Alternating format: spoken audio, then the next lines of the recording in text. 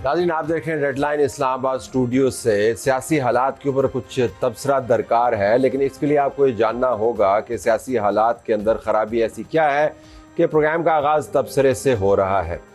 हालात ये हैं कि दोनों जमातें, पाकिस्तान पीपल्स पार्टी और पाकिस्तान मुस्लिम लीग नून, जिनके कम्बिनेशन ने इस निज़ाम को सहारा दिया हुआ है, जो इस निज़ाम के दो पहिए हैं, उनकी आपस में शदीद लड़ाई शुरू हो गई है। हम बहुत तवील अरसे से देख रहे हैं कि पाकिस्तान पीपल्स पार्टी और नून लीग के दरमियान जो लड़ाई होती है वो कुछ अरसे के बाद थम जाती है, लेकिन आज़ाद जम्मू और कश्मीर के इंतखाबात के पहले सिलसिले के इख्तिताम के मौके पर जो लड़ाई हो रही है उसका ताल्लुक ना तो पुराने मामलात से है और ना ही वो हमें थमती हुई नज़र आ रही है, क्योंकि जो इल्ज़ामात की नौइयत है वो बड़ी संजीदा है। इल्ज़ामात सिर्फ ये नहीं है कि इन्होंने धांधली की, उन्होंने धांधली की। इल्ज़ामात ये हैं कि दोनों हुकूमतें कह रही हैं कि आपने 2024 के अंदर जो मैंडेट लिया था वो मैंडेट फॉर्म 47 पर था, यानी 2 नंबर मैंडेट था। आज बिलावल भुट्टो जरदारी ने मीरपुर के इंतखाबात के इख्तिताम के बाद जो पीपल्स पार्टी की कारकर्दगी है उसके ऊपर रिफ्लेक्ट किया और जो बातें की वो इंतहाई सख्त हैं। कुछ मैं आपको साउंड्स की सूरत में सुनवाना चाहता हूँ, फिर मैं आपको बताऊंगा कि जो जुमले कहे गए हैं उसकी इम्प्लिकेशंस क्या हैं। नून लीग की तरफ से जो जवाब आया उसको भी गौर से सुनिएगा, और बीच में बैठी है पाकिस्तान तहरीक इंसाफ, जो यकीनन खुश हो रही होगी। याद रखिए, पाकिस्तान तहरीक इंसाफ का मानना यह है कि 2024 में धांधली नहीं हुई, धांधला हुआ था, जिसके नतीजे में 70 से 80 सीटें उनकी ले ली गई थी। वो इस्टेब्लिशमेंट को बराह रास्त मुर्द इल्ज़ाम ठहराते हैं। नून लीग ने और पाकिस्तान पीपल्स पार्टी दोनों ने इन इल्ज़ामात का अपने अपने तय जवाब दिया, लेकिन अब इतना अरसा गुजरने के बाद, आज़ाद जम्मू और कश्मीर के इंतखाबात के पहले मरहले के ख़त्म होने के बाद, दोनों पाकिस्तान तहरीक इंसाफ को सही साबित कर रही हैं। पाकिस्तान तहरीक इंसाफ ये कहती थी कि पंजाब में डाका पड़ा है उनके वोट के ऊपर और उनका वोट बैंक बहुत ज़्यादा है, सीटें उनसे छीनी गई हैं। सिंध के अंदर मौजूद पाकिस्तान पीपल्स पार्टी की हुकूमत ये कहती है कि वाक़तन ऐसा ही हुआ है। बिलावल भुट्टो जरदारी भी कहते हैं, शर्जील मेमन साहब भी कहते हैं, मौलाना फजल रहमान और दूसरी जमातें MQM समेत पाकिस्तान PTI, पाकिस्तान तहरीक इंसाफ को साथ मिलाकर ये कहते हैं कि सिंध के अंदर उनके मैंडेट के ऊपर डाका पड़ा है। पाकिस्तान मुस्लिम लीग नून के मिनिस्टर्स मरकज़ के अंदर बैठ के ये कह रहे हैं कि पाकिस्तान तहरीक इंसाफ, MQM, मौलाना फजल रहमान, सिंधी नेशनलिस्ट सारे ठीक कहते थे। जो सिंध के अंदर मैंडेट है वो भी 2 नंबर है और किसी और दरवाजे से आ गया है। बिलावल भुट्टो जरदारी ने क्या बातें की सब तो हम आपको नहीं सुना सकते, प्रोग्राम का वक्त मुख्तसर है। कुछ बातें जिन्होंने की वो हम आपको सुनवाते हैं, फिर कुछ जुमले उनके बताएंगे, और फिर जो जवाब आया शर्जील मेमन के रिस्पांस के बाद, जिन्होंने बिलावल भुट्टो जरदारी के जुमलों को रीइंफोर्स किया, वो भी आपको सुनवाएंगे, और फिर हम आपको बताएंगे कि इसकी मजीद इम्प्लिकेशंस क्या हैं। लग ऐसे रहा है कि रियासत का हर फैसला कौमी मफाद को तरजीह देने के बजाय नून लीग को मफाद को तरजीह दे रहे हैं, और अब हम खामोश होके ये तमाशा नहीं देख सकते। नून लीग के मफाद के नाम पे पाकिस्तान का क्या हशर हुआ? क्या अब समझते हो कि तमाम सियासी जमातें बेवकूफ हैं? हम कौमी मफाद में खामोश थे, पुरअमन रहते हैं, पुरअमन रहना चाहते हैं, वरना मैं भी सदर जरदारी का बेटा हूँ। मीर शाहनवाज भुट्टो और मीर मुर्तजा भुट्टो का भांजा हूँ। जो ये एहतजाज चलता आ रहा है कश्मीर, ये 100% मुमकिन था कि इसको पुरअमन तरीके से, एक जान खतरे में आने के बगैर पुरअमन तरीके से हल होता। बहुत अहम बयानात हैं। जो जुमले उन्होंने कहे उसके अंदर जो अहम तरीन जुमला है वो ये कि रियासत हर मौके पर नून लीग की हुमायत कर रही है। अब रियासत से मुराद क्या है? जाहिर है वो कॉन्स्टिट्यूशनल कोर्ट की तो बात कर नहीं रहे होंगे, क्योंकि उसके हक में तो उन्होंने खुद वोट डाला। वो सुप्रीम कोर्ट की बात भी नहीं कर रहे होंगे, जिसकी ताकत के हवाले से उन्होंने खुद ही फैसला कर लिया कि कुछ ताकत जो है कॉन्स्टिट्यूशनल कोर्ट के पास जानी चाहिए। वो ज़ाहिर पार्लिमान की बात भी नहीं कर रहे होंगे, क्योंकि पार्लिमान तो फिर हुकूमत और निज़ाम जमहूरियत का हिस्सा है। रियासत में अगर जजेस नहीं है, रियासत के अंदर अगर ब्यूरोक्रेसी नहीं है, तो रियासत के अंदर कौन रह जाता है जिसको वो पैगाम दे रहे हैं कि आप नून लीग की हुमायत कर रहे हैं? तो आप खुद समझ जाएं कि मुख्तसर हल्के को वो बता रहे हैं, इस्टेब्लिशमेंट को बता रहे हैं कि आप नून लीग की हुमायत करते हैं। ये हैरानी की बात है, क्योंकि गिलगित बल्तिस्तान के अंदर जो इंतखाबात हुए उसके अंदर नून लीग की तरफ से अंदर से हल्की फुल्की आवाज़ उठ रही थी कि पाकिस्तान पीपल्स पार्टी को सपोर्ट किया गया, पाकिस्तान पीपल्स पार्टी की तरफ झुकाव रखा गया और उनको कंपनसेट किया गया। आपको याद होगा कि जब कराची में मेयर के इंतखाबात हुए थे, तो उस वक्त भी ये कहा जा रहा था कि मेयर के इंतखाबात के अंदर जमात इस्लामी को साइड लाइन किया गया, इस्टेब्लिशमेंट ने खुद ही पाकिस्तान पीपल्स पार्टी को जगह दी। MQM का भी ये मानना है कि बहुत सारी जगहों पर हैदराबाद और मीरपुर खास समेत उनकी सीटों को खींचकर पीपल्स पार्टी के खाते में डाला गया। तो वो तमाम मामलात अब बिलावल भुट्टो जरदारी पलटा कर नून लीग की तरफ ला रहे हैं और कहते हैं कि रियासत और इस्टेब्लिशमेंट बुनियादी तौर पर नून लीग के साथ मिली हुई है और उनके हक में फैसले कर रही है। और भी कुछ उन्होंने जुमले कहे, उन्होंने कहा कि मैं सीटों पर डाका डालने वालों को नहीं छोड़ूंगा, और ये भी कहा कि ये आज़ाद कश्मीर है। ये बड़ा अहम जुमला, ये आज़ाद कश्मीर है, हम कभी इसको मकबूजा कश्मीर नहीं बनने देंगे। आप इस स्टेटमेंट की इम्प्लीकेशन का अंदाज़ा करें कि हमने ये भी वक्त देखना था कि पाकिस्तान के अंदर मेन स्ट्रीम जमातें आज़ाद कश्मीर को सियासी मामलात की वजह से मकबूजा कश्मीर के साथ मिलाकर बयान करेंगी। इसके अलावा धमकियाँ भी हैं, एहतजाज के हवाले से भी उन्होंने बातें की, लेकिन जो बयानात हैं वो बहुत तुंद व तेज़ हैं। नून लीग की तरफ से कुछ जवाब भी आया, लेकिन साथ शर्जील मेमन साहब ने भी अपना हिस्सा डाला, जिसके जवाब में नून लीग के मिनिस्टर्स ने उनको रिस्पॉन्ड किया। वो भी सुनिएगा। वो भी सबको पता है कि जिस तरीके से इनको पूरे पंजाब और पूरे पाकिस्तान में बहुत बदतरीन शिकस्त नसीब हुई। फॉर्म 47 की पैदावार ये पार्टी जो है वो इस वक्त चाहते हैं कि हम कश्मीर में भी फॉर्म 47 की तरह जो है वो धांधली ज़दा हुकूमत में बैठे। हमें जो ये ताने देते हैं कभी फॉर्म 47 के, कभी किसी और दरवाजे के, हमने अगर ये बताना शुरू कर दिया कि सिंध में आप किन दरवाजों से दाखिल हुए हैं, सिंध में आप जो मल्टीपल गवर्नमेंट्स बना रहे हैं वो किन दरवाजों से गुजर के बना रहे हैं, तो आपके लिए मुश्किल खड़ी हो जाएगी। अवाम ने अगर आपको मुस्तरद कर दी है आज़ाद जम्मू कश्मीर में, तो इसमें हमारा कोई कसूर नहीं है। हमारा कोई कसूर नहीं है। सिंध में आप हुकूमत किन दरवाज़ों के ज़रिए आपने हासिल की, वो अगर हमने बता दिया तो आपके लिए मसले खड़े हो जाएंगे। पीपल्स पार्टी कह रही है कि आप 2 नंबर दरवाजे से आए हैं, नून लीग कह रही है नहीं जनाब आप 2 नंबर दरवाजे से आए हैं, और मामला जाता है 2024 के इंतखाबात के हवाले से। पाकिस्तान तहरीक इंसाफ को इससे फ़ायदा उठाना चाहिए, लेकिन पाकिस्तान तहरीक इंसाफ 5 अगस्त के रोज़ जलसा और एहतजाज करने के अंदर मसरूफ़ है, वरना इन दोनों जमातों ने मिलकर आज के रोज़ पाकिस्तान तहरीक इंसाफ का 2024 के इंतखाबात के हवाले से पब्लिकली जो स्टैंस था उसको पब्लिकली इंडोर्स कर दिया है।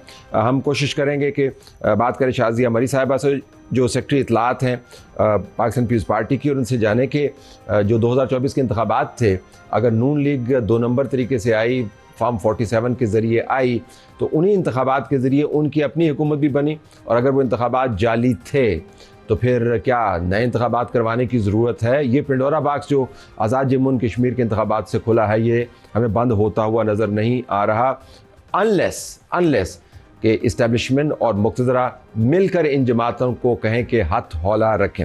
शाज़िया मरी साहब ने हमें ज्वाइन कर लिया। शाज़िया साहब अस्सलाम वालेकुम। वालेकुम अस्सलाम तलत साहब। बहुत शुक्रिया। ये फरमाइएगा कि अब आपकी जमात की तरफ से तो वाज़ेह अंदाज से स्टांस आ गया कि पंजाब के अंदर नून लीग का मैंडेट नहीं है, और उन्होंने वही हरकत आपके इल्ज़ामात के मुताबिक आज़ाद जम्मू कश्मीर में की। तो आप वाक़तन क्या समझती हैं कि नून लीग ने फॉर्म 47 के ज़रिए पंजाब में हुकूमत बनाई और उनका मैंडेट जाली है? बहुत शुक्रिया तलत साहब।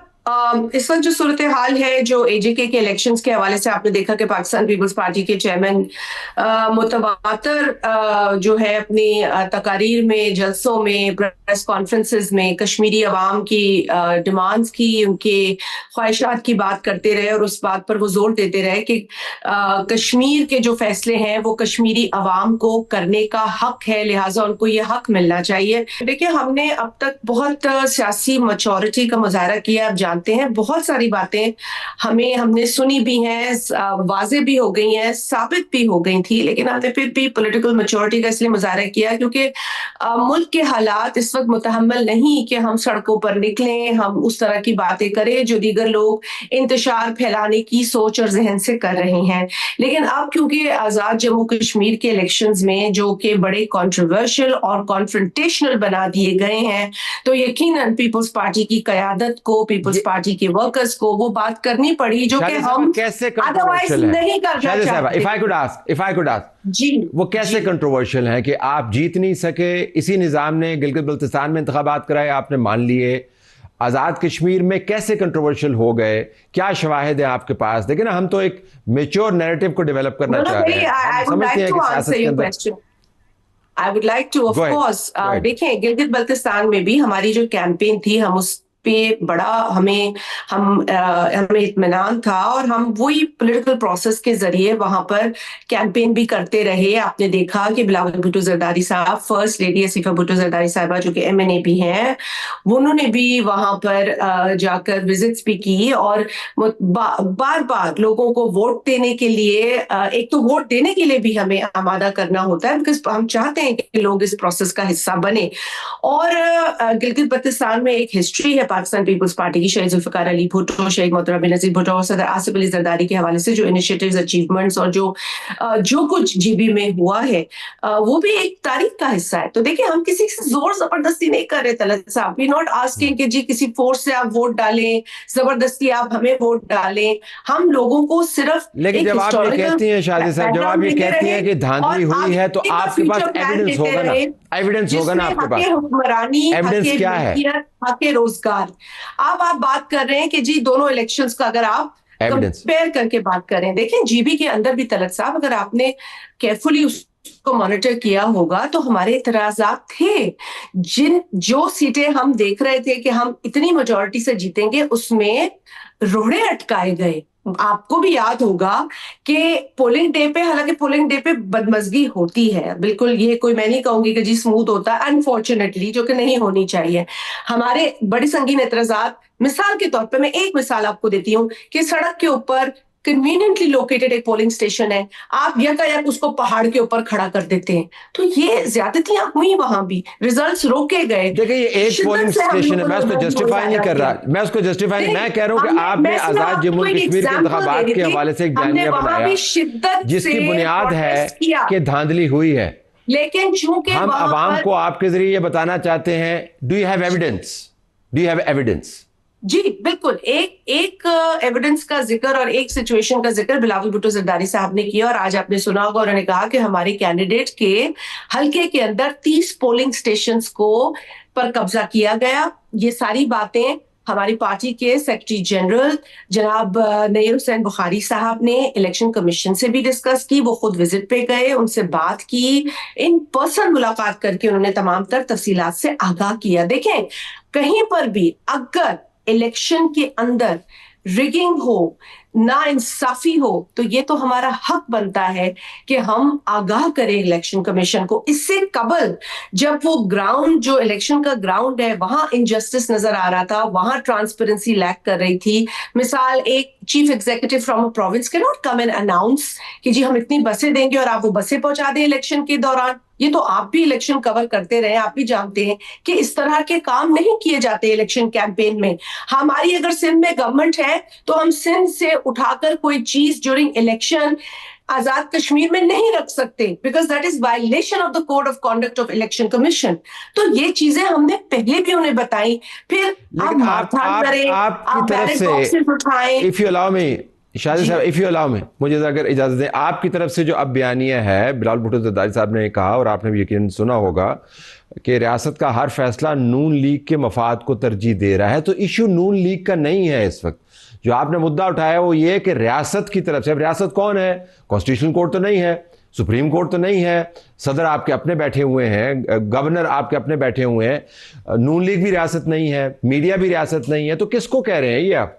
देखिए तलत साहब, at the federal level chief executive is not the president, is the prime minister of Pakistan. ठीक है, पॉलिटिकल अथॉरिटी हो, एडमिनिस्ट्रेटिव अथॉरिटी हो, वो गवर्नमेंट है। No, let me finish. देखिए, हाँ, एक वक्त था जब एक सदर था जिसके पास सारे इख्तियारात थे, ठीक है, उसके पास वो पार्लियामेंट को भी फिर भी काबिज थे, वो सारा कुछ उनके हाथ में था। लेकिन यही सदर आसिफ अली जरदारी हैं जिन्होंने सारे पावर्स शिफ्ट बैक किए to the prime minister of the chief executive और head of the government and the parliament of Pakistan.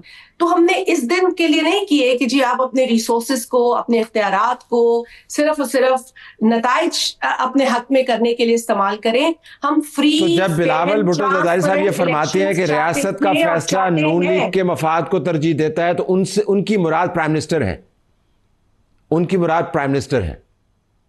देखिए अब जो तरजीह देता है, प्राइम मिनिस्टर साहब भी शायद तरजीह ही दे रहे हो इस सारी सिचुएशन को, because he needs to otherwise not involve himself in elections being held anywhere, because ये इलेक्शन कमीशन के कवानीन, पाकिस्तान के कानून, आइन के तकाजों से बिल्कुल हटकर बात होती है जब आप इंटरफेयर करते हैं किसी भी इलेक्शन प्रोसेस के अंदर। अच्छा, ओरिजिनल सवाल मेरा ये था कि नून लीग 47 फॉर्म 47 की पैदावार है, ये आपकी पार्टी का स्टैंस है। तो पंजाब में फिर उन्होंने इलेक्शन नहीं जीता 2024 का, मरकज में भी नहीं जीता। Is that what your stance is? देखिए हमने ये बात पहले भी कही है कि किसी मौके पर ये बात हुई है, इलेक्शन के अंदर बिल्कुल ऐसे सीरियस एलिगेशंस PMLN पर लगे हैं, हमने उस पर एग्जैजरेट नहीं किया। हमने पंजाब के अंदर अपने साथ होने वाली ज्यादती को पीछे रखकर इस मुल्क की स्टेबिलिटी, इस मुल्क की मईशत, इस मुल्क की तरक्की के लिए समझौता किया। ठीक, मगर ये समझौता हम कहां तक करेंगे, कब तक करेंगे, at what cost? So I think that is why आज बिलावल साहब ने या हमारी पार्टी के किसी भी शख्स ने अगर अपनी राय का इजहार किया है तो इसी शिद्दत से और इसी वजह से किया है।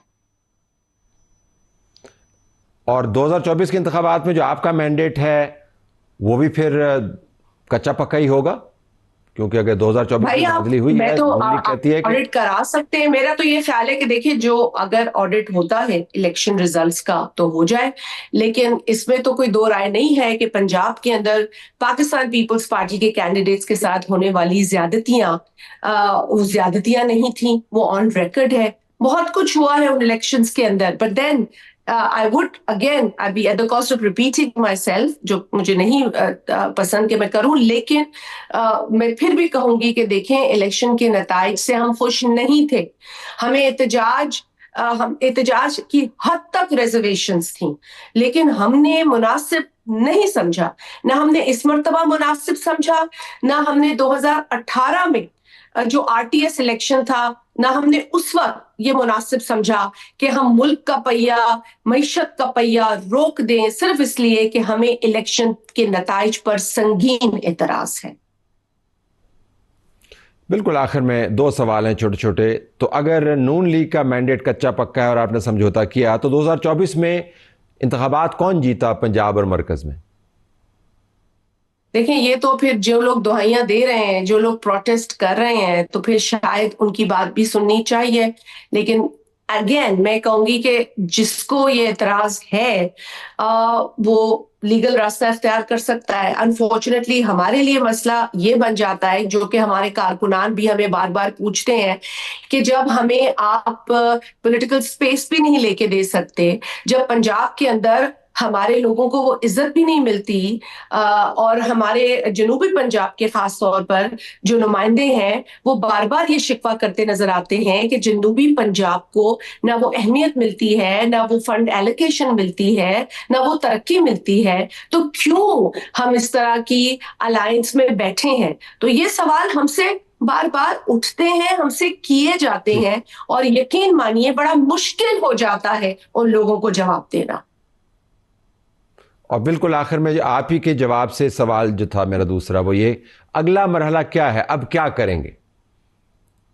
देखिए अब ये क्योंकि मराहिल में कर दिया गया है पूरा इलेक्शन प्रोसेस, बावजूद उसके हमने कभी शिकायत नहीं की। आपने देखा कि बिलावल साहब ने इस पर कोई संगीन नेगेटिव रद्द अमल नहीं दिया। उन्होंने कहा हम अपनी कैंपेन पर, हम अपने वोट बैंक पर, हम लोगों की जो हमसे एक एतमाद है उस पर हमें यकीन है कि हम वोट के जरिए इंसाफ लेंगे, हम वोट के जरिए इस प्रोसेस को मजबूत करेंगे। और ये बिलावल साहब ने कहा है, बशर्ते कि आप साफ शफाफ इलेक्शन प्रोसेस रखिए। तो अब भी जो 2 मराहिल बाकी हैं उसमें भी हम यही बात कह रहे हैं, लेकिन हम ये बात कहते हुए यकीनन आज उस उस मूड में नहीं है जिसमें हम इस इलेक्शन से और इस इलेक्शन में होने वाली बेज़ाब्तगियों से पहले थे, कि आज हम ये कहते हैं कि देखें जी, अगर आप चाहते हैं कि ये इलेक्शंस जो है वो अग्रेसिव हो या कॉन्फ्रंटेशनल हो या इस तरीके से हो जो मीरपुर के इलेक्शन हो, तो फिर हर कारकुन जो है वो इस तरह मैदान में आएगा। लेकिन हमने अखाड़ा नहीं बनाना था इलेक्शन को। इलेक्शन इज नॉट मूड का आपने जिक्र किया, मूड तो यकीनन बहुत खट्टा हो गया और मामला भी कड़वा हो गया, लेकिन पाकिस्तान तहरीक इंसाफ आपको शुक्रिया अदा यकीनन खुश होगी, क्योंकि ये बयानिए दोनों कि पीपल्स पार्टी का मैंडेट भी फारिग है और नून लीग का मैंडेट भी फारिग है, उनके बयानिए को सपोर्ट करता है। तो पाकिस्तान तहरीक इंसाफ क्या सोच रही है, ब्रेक के बाद।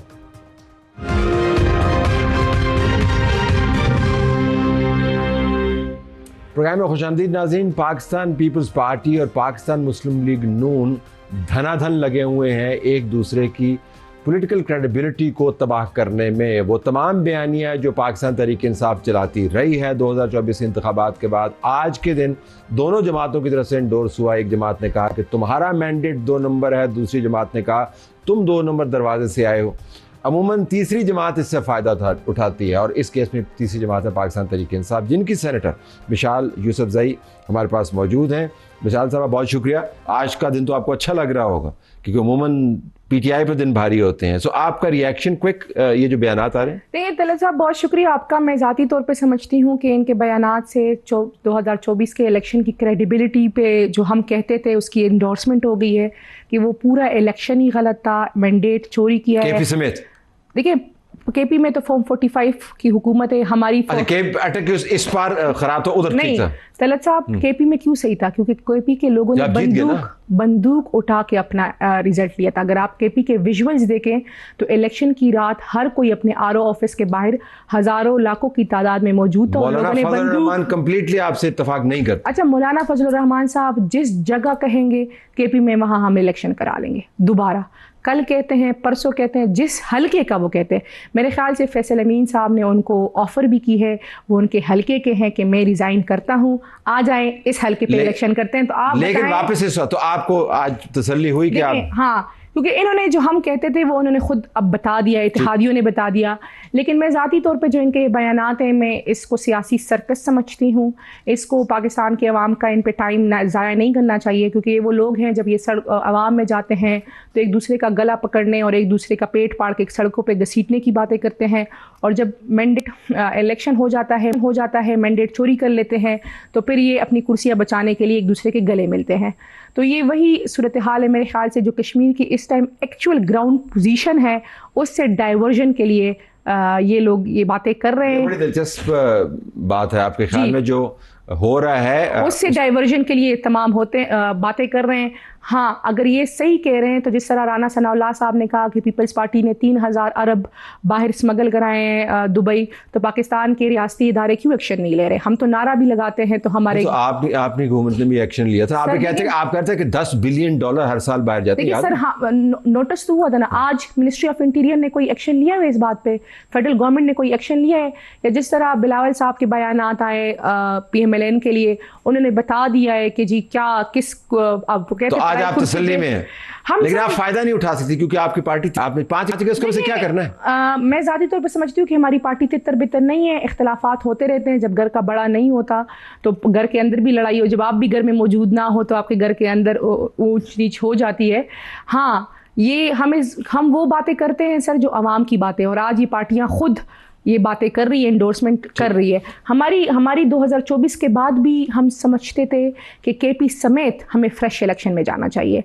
हम आज भी ये समझते हैं कि केपी समेत हमें फ्रेश इलेक्शन में जाना चाहिए। ठीक है, तो अब 5 अगस्त को फ्रेश इलेक्शन की डिमांड तो नहीं है ना आपके? कोई बड़ा हंगामा खेज किस्म का आप काम करने वाले? देखिए, जो 5 अगस्त है उसके लिए ऑब्वियसली एक जलसा है। जो खान साहब की गिरफ्तारी के 3 साल मुकम्मल हो गए हैं हमारे लिए, तो इस टाइम अवलीन हमारा खान साहब की रिहाई है। उसके लिए पार्टी कोई स्ट्रेटेजी देगी, रोड मैप देगी, फाइनल कॉल। 3 साल में आपने क्या ऐसा कर लिया जो आपको बताए कि अब जो आप करेंगे उससे मुख्तलिफ तलत होगा? साहब, मेरे ख्याल से 3 साल में हमने पाकिस्तान के 76 ईयर्स निज़ाम को एक्सपोज कर दिया है। जो पाकिस्तान में 3 साल में जो चीज़ें सामने आई है वो बहुत सालों से होती रहती थी, लेकिन आप कह सकते थे पस पर्दा थी, लोगों को पता नहीं थी, या जिनको नहीं, पता थी 2018 से वो मैं पता- बोलते नहीं थे। 2018 से देखिए मैं पता तलत है उस साहब, निज़ाम के बारे में। 2018 देखिए 2018 से 2000 एक्सपोज होगी थी 2018 में। 2000, लेकिन आज की जो पोजीशन है, 2018 में 26वीं तरमीम हुई, 2018 में 27वीं तरमीम हुई,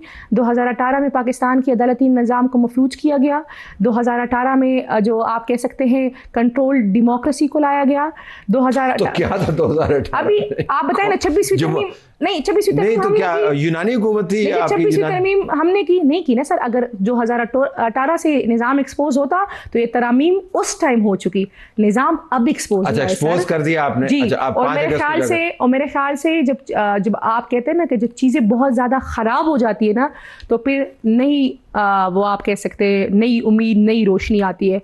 जब घर भी बहुत ज़्यादा ख़राब हो जाता है सर, तो फिर मौसम रिकंस्ट्रक्ट तब्दील होता है उसके फिर बाद। रिकंस्ट्रक्ट तो होता है। जरा लेकिन मौसम तब्दील करवाना है उस हुकूमत ने जिसके बारे में आपने खुद ट्वीट किया है कि इमरान खान की हुकूमत नहीं रही केपी के अंदर। देखिए, मेरे ख्याल से जो मैंने ट्वीट किया है, आपने उसका बैकग्राउंड नहीं देखा हुआ, क्योंकि मैंने जिन लोगों की बात की थी कि इन लोगों को खान साहब की इंडोर्समेंट पे लाया गया था, तो खान साहब की इंडोर्समेंट के बगैर इनको नहीं हटाना चाहिए था।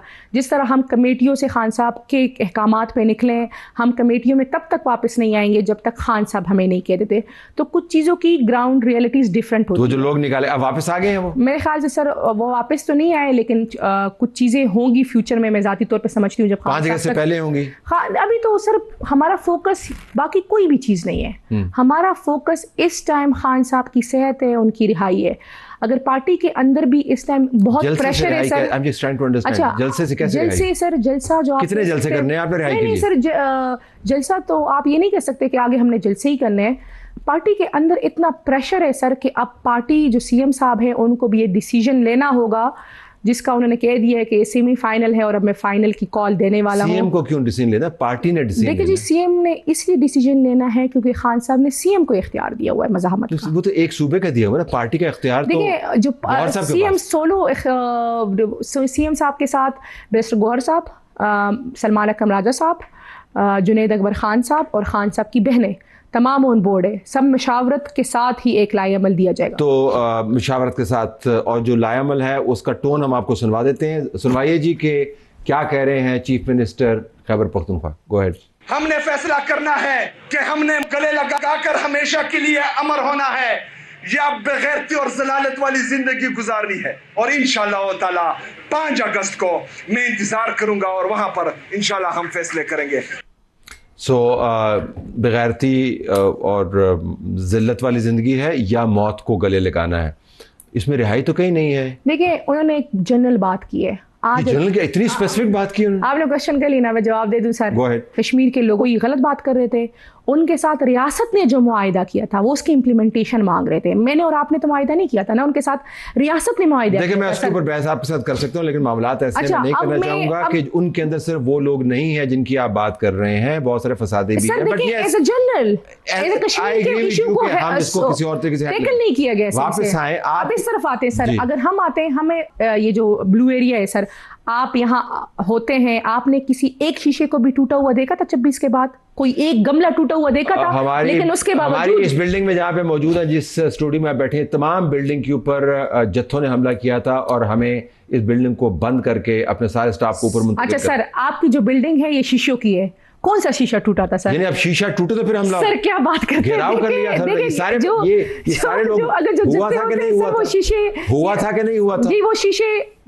तोड़ देते हैं सर। मैं उस तरफ नहीं जाना चाहती सर, लेकिन हमें देखें कुछ चीज़ें होती हैं जब आपको पता होता है कि उसके हमें कोई ड्रास्टिक कॉन्सिक्वेंसेस फेस करने होते हैं। लेकिन मैं ज़ाती तौर पे समझती हूँ तलत साहब, मैं पाकिस्तान तहरीक इंसाफ की बीइंग पार्लियामेंटेरियन उन मेंबर्स में शुमार होती हूँ जो समझते हैं कि जी मुज़ाकरात से चीज़ें मैं इस वजह से हल करनी चाहिए। आपसे जानना चाह रहा हूँ लेकिन कि हमारे अगला पास क्या ऑप्शन है तलत साहब? पिछले 1 साल से ना कोई एहतजाज हुआ है, ना लॉन्ग मार्च हुआ है। उसके बावजूद हम आज तक खान साहब को एक डॉक्टर की एक्सेस नहीं करा सके। तो इससे ज़्यादा हमारे लिए शर्मिंदगी की और क्या बात होगी जो सीएम साहब ने बात की है। तो अब इस शर्मिंदगी को आपने मिटाना है जी। और उसका यही तरीका होगा कि आप फिर वहां से लोग लेके आएंगे? देखिए मैं उस पर ज्यादा कमेंट तो नहीं और कर उसकी सकती। ऑप्शन क्या है? देखिए ना, मैं अल्फाज से ताले तो नहीं खुलेंगे ना। मैं जाती तौर पर वो तो आपने बोल लिया जितने बोलने देखिए थे। मैं जाती तौर पर समझती हूँ कि लॉन्ग मार्च की कॉल हो या कोई और स्ट्रेटजी हो, लेकिन जो भी चीज़ होगी 5 अगस्त को वो अनाउंस हो जाएगी। हम भी जो आप बात कर रहे हैं ना, हम भी मज़ीद वो प्लस माइनस नहीं कर सकते। हम समझते हैं कि जो करना चाहिए, जो होना चाहिए वो बस कर दे। वो क्या है? देखिए वो जो 5 अगस्त को अनाउंस होगा, तो मेरे ख्याल से 6 अगस्त को हम इससे बात करेंगे। मैं आपसे गुजारिश कर रहा हूँ कि 3 साल में आपने जितने अल्फाज बोलने थे बोल दिए।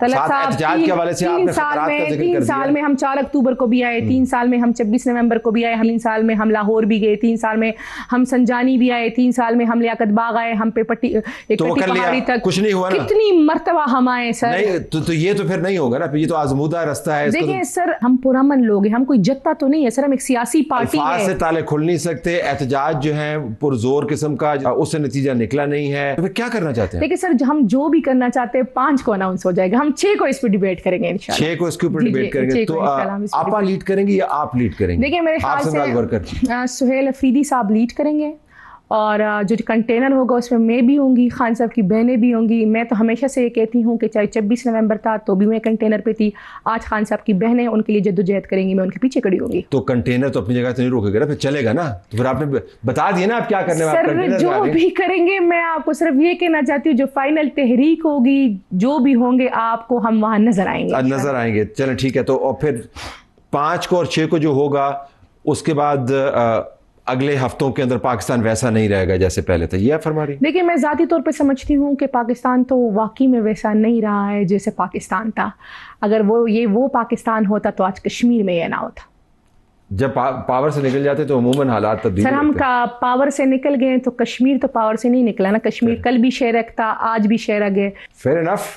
देखते हैं कि आप 5 अगस्त को क्या फैसला करते हैं और 6 अगस्त को हम क्या बहस कर रहे होंगे, अगर हमारा प्रोग्राम उस दिन हो रहा हुआ तो।